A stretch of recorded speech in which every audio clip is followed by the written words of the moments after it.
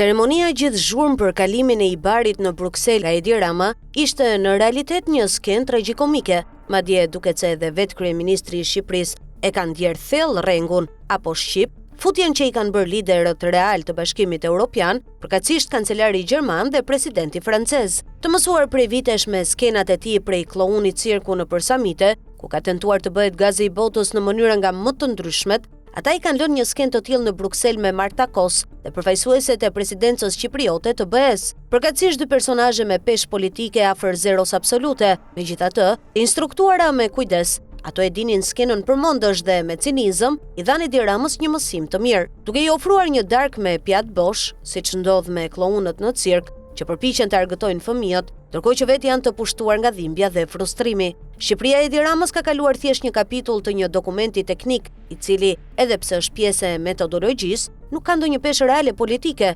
Ndërkohë Emmanuel Macron ka pritur në pallatin Elize kryeministrin e Malit të Zi, si për të treguar se cili është vendi që do të hyrë realisht në BE, ndërsa Shqipërisë e Edi Ramës i kanë lënë Ibarin dhe Martën. Mirë se erdhe Milojko Spajić. Sot ne po forcojmë marrëdhëniet ndërmjet Malit të Zi dhe Francës në disa sektor strategjik, duke përfshirë ekonominë dhe transportin. Franca qëndron pranë popullit malazez për ta mbështetur në rrugën e integrimit evropian, shkroi Macron në mesazhin e tij në rrjetet sociale. Ndërkaq, kancelari gjerman Friedrich Merz i ka kërkuar presidencës së BE që disa vende kandidate si Shqipëria të vendosin në të njëjtën radhë me Ukrainën dhe Moldavin për integrimin në Bashkimin Evropian. Jo më kot, në konferencën e përbashkët për shtyp në Bruksel me Marta Kos, Edi Ramës ju bë pikërisht pyetja për propozimin e Merzit, kur në realitet nuk ishte përse të pyetej kryeministri i Shqipërisë për këtë çështje. Duket si një hakmarrje politike e fortë ndaj lëvizjeve pa bosh që Edi Rama bën prej kohësh, vetëm për të shpëtuar veten nga një hetim i nivelit të lartë. Ndërkaq,